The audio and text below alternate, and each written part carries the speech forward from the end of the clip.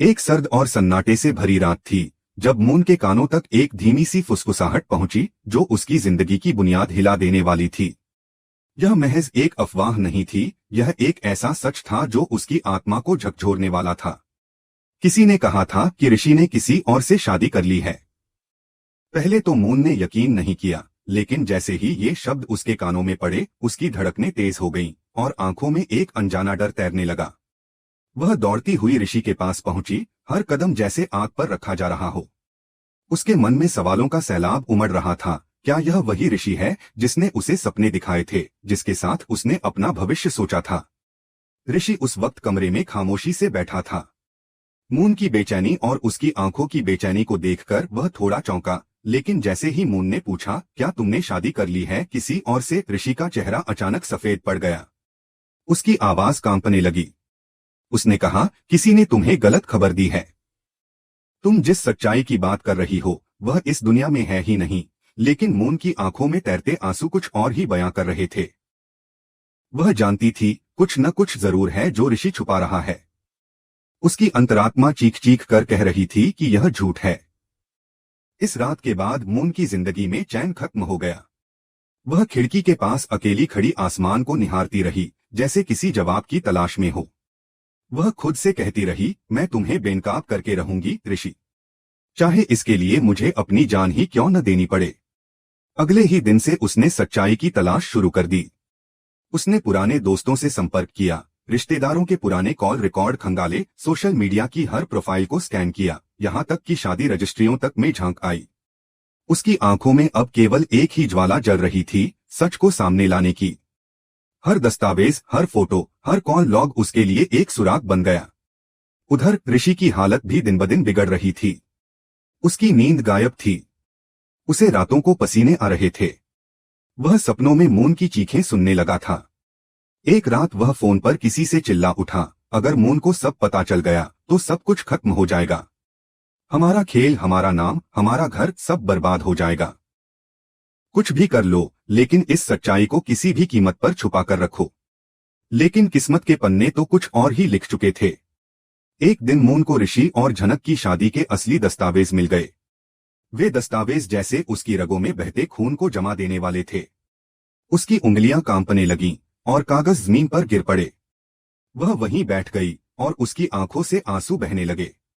उसके होठों से सिर्फ एक शब्द निकला, नहीं। उस रात मून चुपचाप ऋषि के कमरे में पहुंच गई।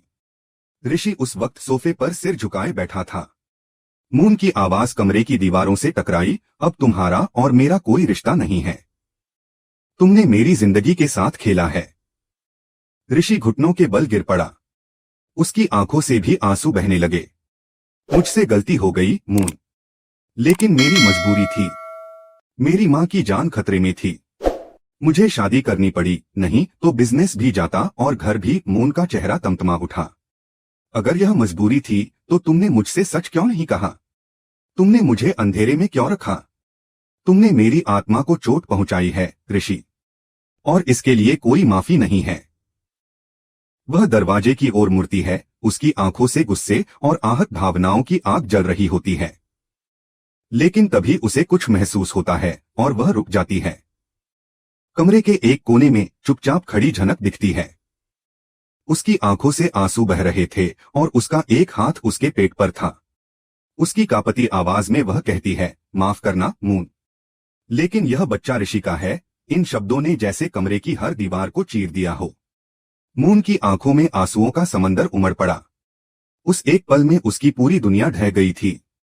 जिसे वह अपना समझती थी वही अब किसी और का था, और वह किसी और की जिम्मेदारी का हिस्सा बन चुका था। मौन में लिपटी वह रात अब चीखों और टूटे विश्वास की कहानी बन गई थी। एक तरफ मून का टूटा दिल, दूसरी तरफ ऋषि का पछतावा और झनक का सच। तीनों के बीच वह लम्हा जम गया जब कोई कुछ भी कह नहीं पाया।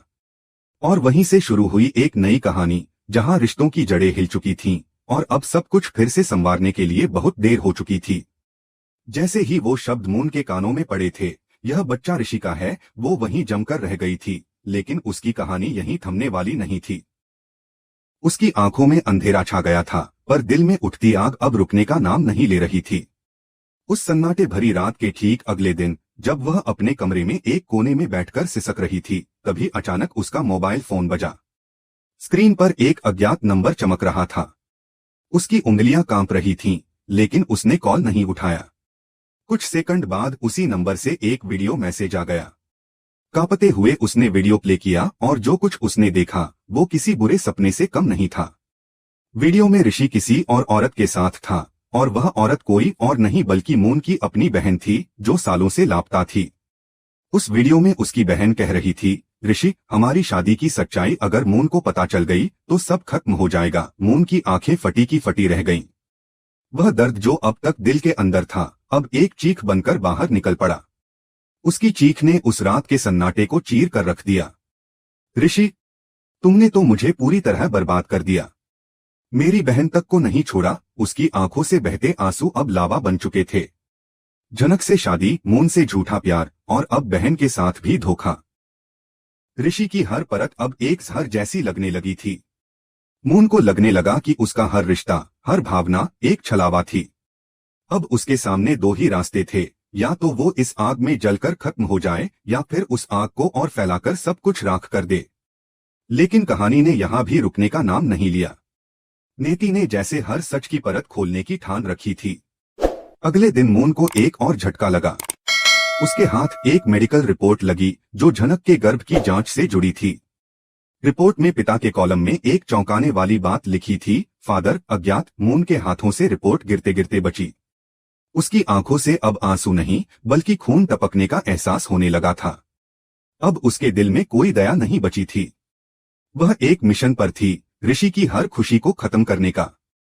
उसके लहजे में अब वो कोमलता नहीं थी जो कभी प्यार के लिए थी, अब वहां बदले की आग थी। उसने दहाड़ते हुए कहा, अब कोई माफी नहीं ऋषि, अब तू बचेगा नहीं।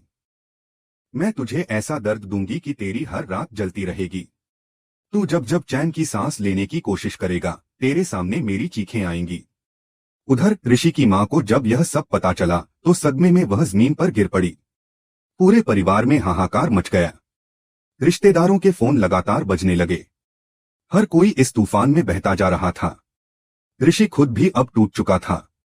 उसने दीवार से सिर टकराया और चीख चीख कर कहने लगा, मुझे माफ कर दो, मुझसे गलती हो गई, मैं सब ठीक कर दूंगा, मैं सब संभाल लूंगा।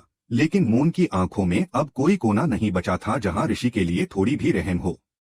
अब वह ठान चुकी थी कि इस बार सिर्फ जवाब नहीं चाहिए, इस बार सजा चाहिए, और वो भी ऐसी कि इतिहास गवाह बने। उसकी चाल अब और तेज हो चुकी थी। उसने हर सबूत, हर झूठ, हर धोखे को एक एक कर लोगों के सामने उजागर करने की योजना बना ली थी। पर कहानी की परतें यहीं खत्म नहीं होती।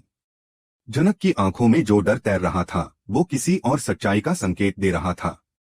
क्या जनक ने भी कुछ छुपाया है? क्या वो बच्चा वाकई ऋषि का नहीं है? और अगर नहीं है तो फिर किसका है? क्या यह सब एक और बड़ी साजिश का हिस्सा है?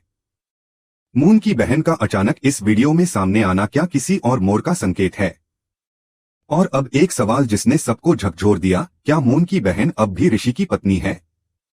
क्या उसकी मर्जी थी या वह भी इस जाल में फंसी एक मोहरा थी? पूरे परिवार में जैसे एक बवंडर उठ चुका था। रिश्ते चिट्ठियों की तरह उड़ रहे थे और सच्चाइयों की आंधी ने सबको बेनकाब कर दिया था। लेकिन मून अब रुकने वाली नहीं थी। उसकी आंखों में अब सिर्फ एक ही लक्ष्य था, बदला। वह किसी की बात नहीं सुन रही थी।